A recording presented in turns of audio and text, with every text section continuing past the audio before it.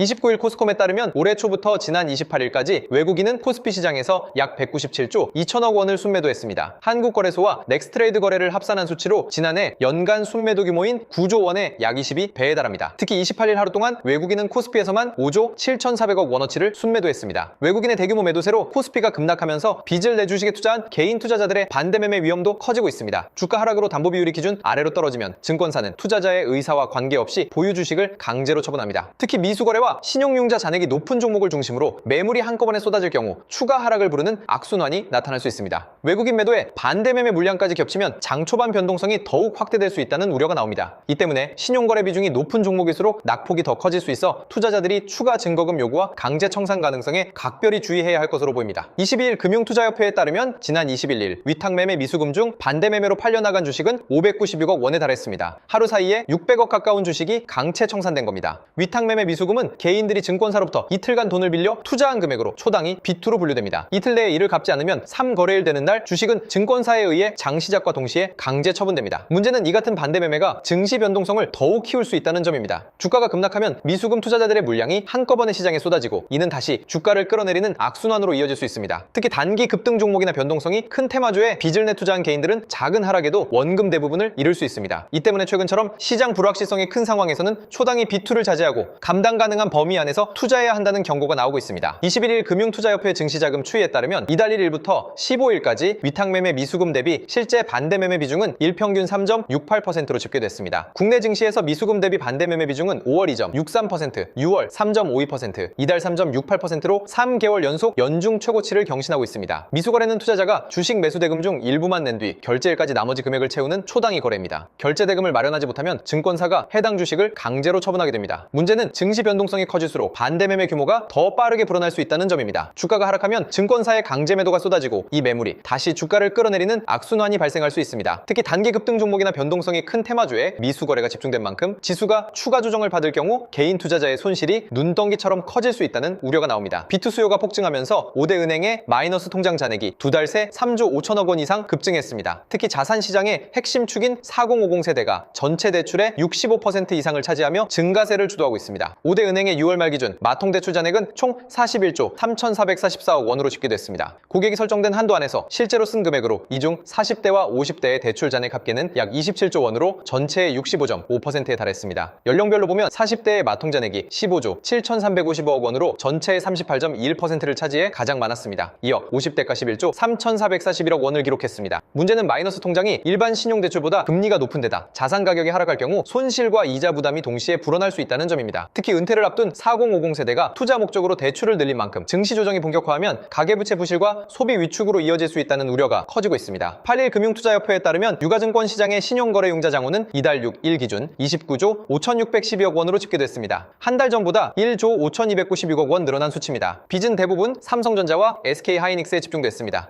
전날 기준 삼성전자와 하이닉스의 신용장고 현황은 10조 5,980억 원으로 코스피 전체 신용장고의 36%에 달하는 수준입니다. 문제는 반도체 대형주에 쏠린 비투가 시장 변동성을 더 키울 수 있다는 점입니다. 삼성전자와 SK하이닉스 주가가 조정을 받을 경우 신용융자로 버티던 개인 투자자들의 반대매매가 한꺼번에 쏟아질 가능성이 있습니다. 특히 두 종목은 코스피 시가총액에서 차지하는 비중이 큰 만큼 매도 압력이 확산되면 지수 전체가 흔들릴 수 있습니다. 증시 상승 기대감에 빚까지 끌어온 투자 열기가 자칫 개인 투자자들의 손실 폭탄으로 돌아올 수 있다는 우려가 커지고 있습니다. 5일 금융투자협회에 따르면 올해 2분기 신용거래융자 잔액과 예탁증권담보융자를 합산한 일평균 비투 규모는 61조 9,084억 원으로 집계되며 역대 최고 수준을 기록했습니다. 신용거래융자 잔액은 일평균 35조 9,418억 원으로 지난 1분기보다 4조 9,292억 원 증가했습니다. 주식을 담보로 한 예탁증권담보융자는 일평균 25조 9,666억 원으로 나타났습니다. 문제는 주가가 조금만 흔들려도 담보가치 하락으로 반대매매가 급증할 수 있다는 점입니다. 증권사는 담보 비율이 일정 수준 아래로 떨어지면 투자자 의사와 관계없이 보유 주식을 강제로 처분할 수 있습니다. 빚으로 버틴 매수세가 시장 하락 국면에서는 오히려 매도 폭탄으로 바뀌며 낙폭을 키우는 악순환이 벌어질 수 있습니다. 여기에 금리 부담까지 겹치면 개인 투자자 투자자의 버티기 여력은 더 약해질 수밖에 없습니다. 특히 외국인 매도세나 환율 급등 같은 충격이 겹칠 경우 비투 물량이 한꺼번에 청산되며 시장 변동성이 급격히 확대될 수 있다는 우려가 커지고 있습니다. 지난 25일 기준 5대 은행의 개인 마이너스 통장 잔액은 43조 3,363억 원으로 집계됐습니다. 역대 월말 잔액 기준으로는 2022년 10월 말 이후 3년 8개월 만에 최대 규모입니다. 은행권은 비투 확산을 막기 위해 신용대출 한도를 축소하거나 비대면 대출 접수를 제한하는 등의 관리에 나서고 있지만 다만 이미 개설된 마이너스 통장은 필요할 때 사용할 수 있어 규제 효과는 제한적일 것으로 보입니다. 문제는 증시 변동성이 커질 경우입니다. 마이너스 통장으로 주식 투자에 나선 차주들은 주가 하락과 대출이자 부담을 동시에 떠안을 수 있습니다. 특히 고금리 신용대출은 원리금 상환 부담이 빠르게 불어나 손실을 만회하려는 추가 대출로 이어질 가능성도 큽니다. 금융권에서는 빚투자금이 특정 종목에 과도하게 몰린 상황에서 급락장이 발생하면 반대 매매와 개인 투자자들의 연쇄 손실이 확대될 수 있다고 우려합니다. 가계대출 관리가 늦어질수록 금융시장 불안과 취약 차주의 부실 위험도 함께 커질 수 있다는 지적입니다. 24일 한국은행이 발간한 2026년 상반기 금융안정보고서에 따르면 5월 말 기준 신용융자 신용미수 잔액은 39조 4천억 원으로 1년 전보다 약 N배 가까이 폭증했습니다. 신용융자의 신용미수는 증권사 돈을 빌려 주식을 사는 레버리지 거래입니다. 문제는 최근 증시 변동성이 커진 상황에서 이 같은 비투 규모가 시장의 추가 하락을 증폭시킬 수 있다는 점입니다. 주가가 일정 수준 아래로 떨어지면 증권사는 담보 비율을 맞추기 위해 투자자에게 추가 자금을 요구하고 이를 충족하지 못할 경우 보유 주식을 강제로 처분하는 반대 매매에 나섭니다. 반대 매매 물량이 한꺼번에 쏟아지면 주가가 더 하락하고 다시 강제 청산이 늘어나는 악순환이 발생할 수 있습니다. 특히 외국인과 기관의 매도세까지 겹칠 경우 개인 투자자들의 손실은 더욱 빠르게 불어날 수 있습니다. 시장에서는 증시 급락이 이어질 경우 비투 투자자들의 연쇄 손실이 금융시장 전반의 불안으로 번질 수 있다는 우려가 커지고 있습니다. 카드론 잔액이 43조 원을 돌파하며 사상 최대치를 기록했습니다. 5월 가정의 달을 맞아 자금 수요가 늘어나고 은행권 대출 문턱이 높아진 영향으로 보입니다. 22일 여신금융협회에 따르면 9개 신용카드사의 5월 말 카드론 잔액은 43조 2,534억 원으로 전월 말 대비 2,704억 원 증가했습니다. 카드론을 상환하지 못해 다시 대출을 실행하는 대환대출 잔액은 1조 6,559억 원으로 전월 대비 576억 원 증가했습니다. 결제 대금을 다음 달로 넘기는 결제성 리볼빙 2월 잔액도 6조 7,999억 원으로 전월 대비 934억 원 증가했습니다. 문제는 카드론과 리볼빙이 일반 은행 대출보다 금리가 높아 취약 차주의 상환 부담을 빠르게 키울 수 있다는 점입니다. 특히 대환대출 증가는 기존 빚을 갚기 위해 또 다른 빚을 내는 이른바 돌려막기가 확산하고 있다는 신호로 해석됩니다. 고금리 상황이 장기화하고 경기 둔화로 소득 여건까지 악화할 경우 카드 대금 연체가 급증하면서 가계부채 부실이 금융권 전반으로 번질 수 있다는 우려가 나옵니다. 14일 금융권에 따르면 5대 은행의 주담대 고정금리 상단은 최근 연칠점 5% 안팎까지 상승했습니다. 지난달 말 최고금리는 7.1% 수준이었지만 2주 사이 약 0.4%포인트 가까이 오른 겁니다. 1년 만기 신용대출 금리도 상단이 연 6%를 돌파했습니다. 이 때문에 시장에선 주담대 8%, 신용대출 7% 금리 시대가 현실화할 수 있다는 우려가 나옵니다. 대출금리를 끌어올리는 직접적인 요인은 채권금리 상승입니다. 고정형 주담대 금리의 기준이 되는 은행채 5연물 금리가 오르면서 은행의 자금 조달 비용이 상승했습니다. 문제는 기준금리가 오르기도 전에 시장금리가 먼저 뛰면서 대출자들의 부담이 빠르게 커지고 있다는 점입니다. 주담대 금리가 8%에 근접하면 수억 원을 빌린 차주의 연간 이자 부담은 수백만 원씩 늘어날 수 있습니다. 여기에 신용대출 금리까지 동반 상승하면 영끌 비투 차주들의 상환 여력이 급격히 악화하고 연체 증가와 급매물 출회로 부동산과 주식시장에도 충격이 번질 수 있다는 우려가 나옵니다. 코스피가 급격한 조정을 보였음에도 불구하고 시중은행의 마이너스 통장 잔액이 6천억 원 넘게 증가한 것으로 나타났습니다. 5대 은행의 마이너스 통장 잔액은 지난 8일 기준 42조 9,516억 원으로 집계됐습니다. 역대 월말 잔액과 비교하면 2022년 11월 말 이후 3년 7개월여 만에 최대 규모입니다. 특히 코스피가 급격한 조정을 겪은 지난 5일과 8일 이틀 동안에만 마이너스 통장 잔액이 6,085억 원 증가했습니다. 5일에는 1,367억 원, 8일은 4,719억 원 증가했습니다. 문제는 이 자금이 단순 생활비가 아니라 증시 조정 국면에서 추가 매수나 손실 방어용으로 쓰였을 가능성이 크다는 점입니다. 마이너스 통장은 필요할 때마다 빌릴 수 있어 접근성은 높지만 금리가 상대적으로 높고 변동금리 비중도 커 상환 부담이 빠르게 불어날 수 있습니다. 특히 주가가 추가로 하락할 경우 빚으로 버티던 투자자들은 이자 부담과 평가 손실, 반대 매매 위험까지 동시에 떠안게 됩니다. 결국 마이너스 통장 잔액 증가는 개인 투자자들의 위험 선호가 여전히 꺾이지 않았다는 신호이자 시장 변동성이 커질수록 금융 취약성이 확대될 수 있다는 경고로 해석됩니다.